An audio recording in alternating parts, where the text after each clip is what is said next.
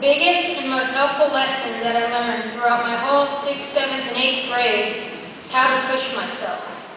I learned this through my cross-country experience.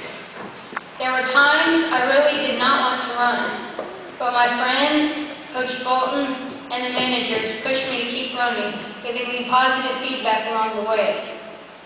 I remember my first cross-country race. It was against Paideia. This was probably the first time I ever pushed myself to run throughout the whole race.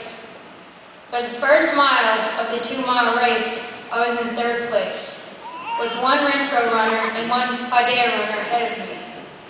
With the rush of adrenaline and the fans cheering me on, I passed the 2nd place runner from Renfroe and finished this way.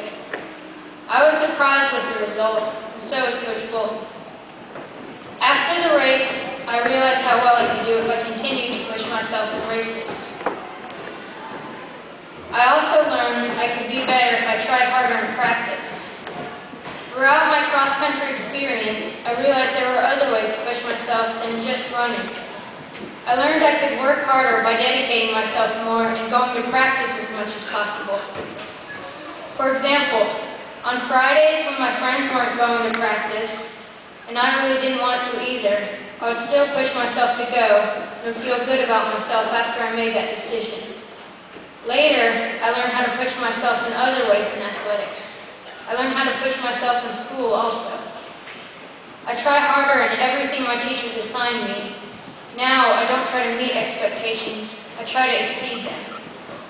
I still have a lot to learn about pushing myself and can always put more effort into everything I do.